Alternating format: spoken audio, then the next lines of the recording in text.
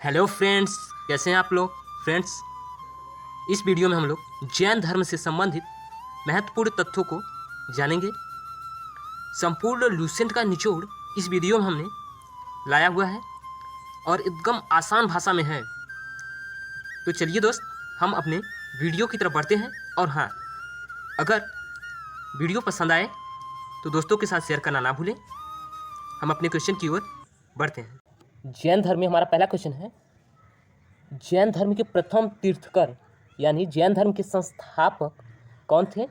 ऋषभ देव थे। जैन धर्म के संस्थापक कौन थे? ऋषभ देव। और इनका प्रतीक जो था वो सांड था। नेक्स्ट है, ऋषभ देव पारसनाथ काशी के इक्ष्वाकु वंश के राजा अश्वसेन के पुत्र थे। ऋषभ देव जो हैं पारसनाथ काशी के इक्ष्वाकु वंश के राजा अश्वसेन का पुत्र था। जैन धर्म के 22वें जो तीर्थकर हैं वो कौन थे? अरिष्टनेमी। और इसका प्रतीक जो था शंख था। अरिष्टनेमी का प्रतीक क्या था? शंख था। और जो 23वें तीर्थकर होते हैं वो होते हैं पार्श्वनाथ। इनका प्रतीक चिन्ह जो होता है सांप होता है। नेक्स्ट है, जैन धर्म के वास्तविक संस्थापक यानी 24वें तीर्थकर महावीर होते हैं। महावीर स्वामी जैन धर्म के 24वें तीर्थकर होते हैं। इनका प्रतीक होता है सिंह, शेर। इनका प्रतीक क्या होता है? शेर होता है। जैन धर्म के दूसरे तीर्थकर कौन से? तो अजितनाथ। इनका प्रतीक हाथी था।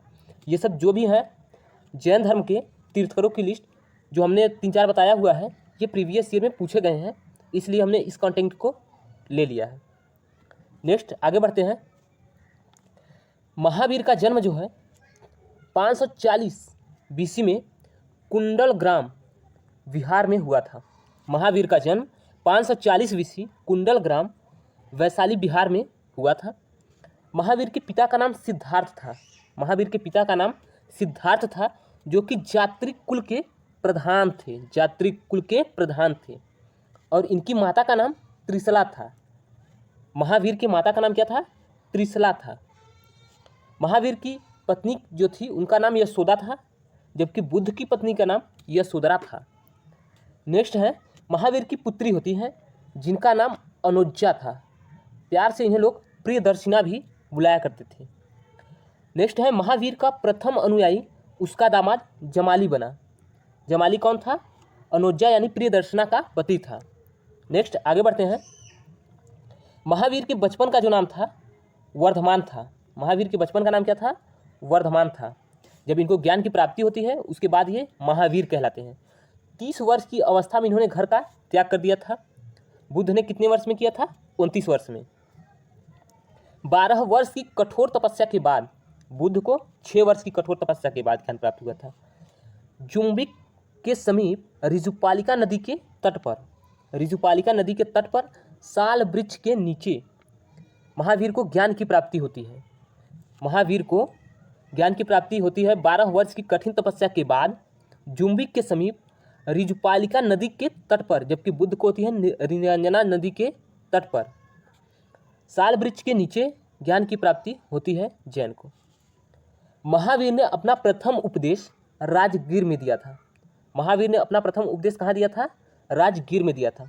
महावीर ने अपना जो प्रथम उपदेश दिया था वह प्राकृत भाषा यानी अर्धमगध ही था। अर्धमगध ही था।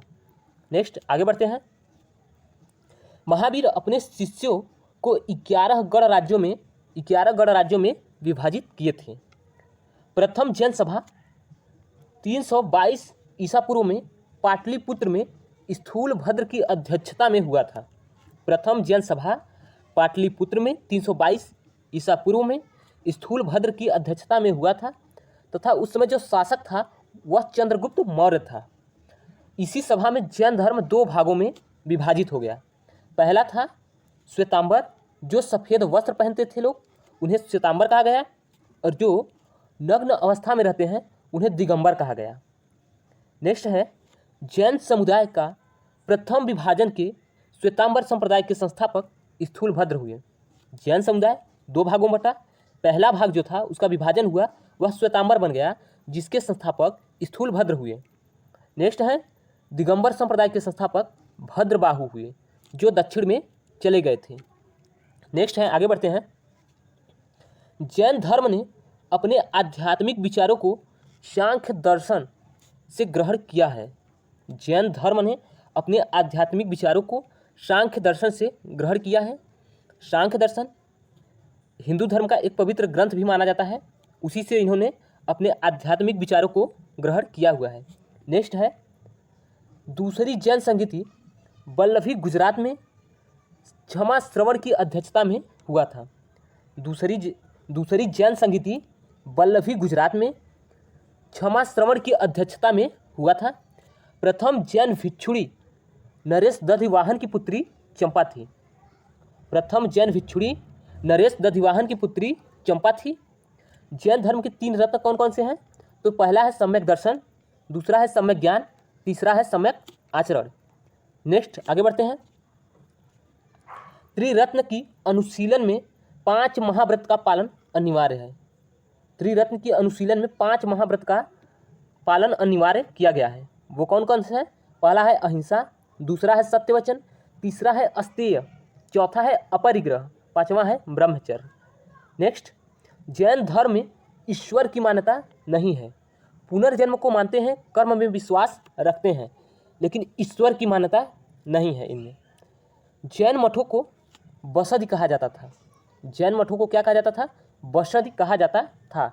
नेक्स्ट, किस स्थान पर महावीर स्वामी की मृत्यु हुई? तो यह है पावापुरी राजगृह में 468 ईसा पूर्व में। 468 ईसा पूर्व में पावापुरी में महावीर स्वामी की मृत्यु होती है। मल्ल राजा श्रस्तिपाल के राजप्रसाद में स्वामी का निर्वाण हुआ था। मल्ल के राजा थे श्रस्तिपाल, जिनके यहाँ प्रसाद ग्रहण करने के उपरांत महावीर स्वामी की मृत्यु हो गई, यानी ये स्वर्ग सुधार गए। नेक्स्ट है आगे, जैन साहित्य को क्या कहा जाता है? जैन साहित्य को क्या कहा जाता है? आगम।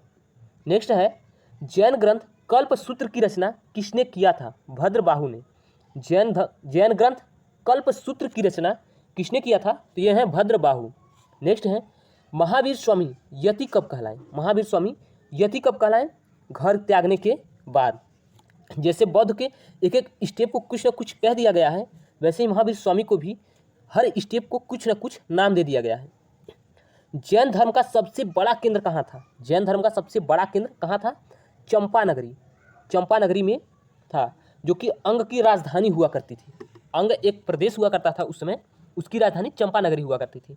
नेक्स्ट है, जैन साहित्य का संकलन किस भाषा व लिपि में किया गया है? तो जैन साहित्य का संकलन जो है प्राकृत भाषा और अर्धमगधी में किया गया है। नेक्स्ट आगे बढ़ते हैं।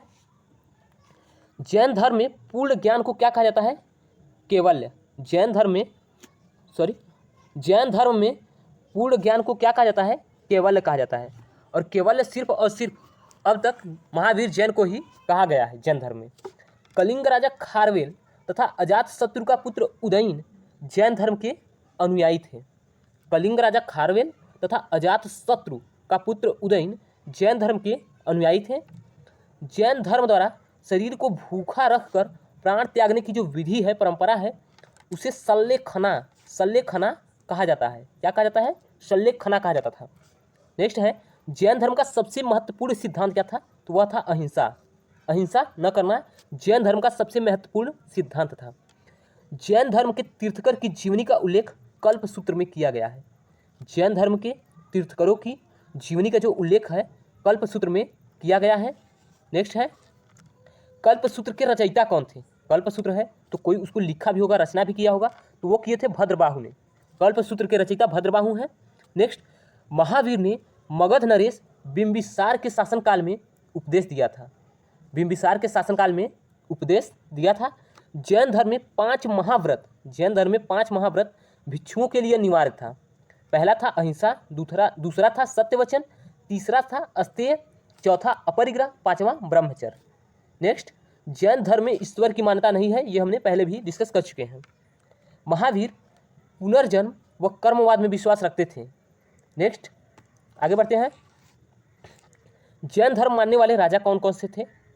जैन धर्म मानने वाले राजा में चंद्रगुप्त मौर्य था, कलिंग के नरेश खारवेल थे, अमोघ वर्ष था, अजात शत्रु का पुत्र उदयन था, खजुराहो में जैन मंदिर का निर्माण चंदेल शासकों द्वारा किया गया था। जैन धर्म में ऋषभदेव अरिष्ट नेमि का नाम उल्लेख ऋग्वेद में मिलता है। जैन धर्म में जो ऋषभदेव हैं और अरिष्ट नेमि हैं, इन दोनों का नाम ऋग्वेद में मिलता है। अरिष्ट नेमि को भगवान श्री कृष्ण के निकट संबंधी माना जाता था। अरिष्ट नेमि को भगवान श्री कृष्ण का निकट संबंधी माना जाता था। सो दोस्त, आज के इस वीडियो में इतना ही। मिलेंगे नेक्स्ट वीडियो में। और हाँ, अगर यह वीडियो आपको अच्छा लगा हो तो वीडियो को लाइक कर दीजिएगा, दोस्तों के साथ शेयर कर दीजिएगा। मिलेंगे नेक्स्ट वीडियो में, तब तक के लिए जय हिंद।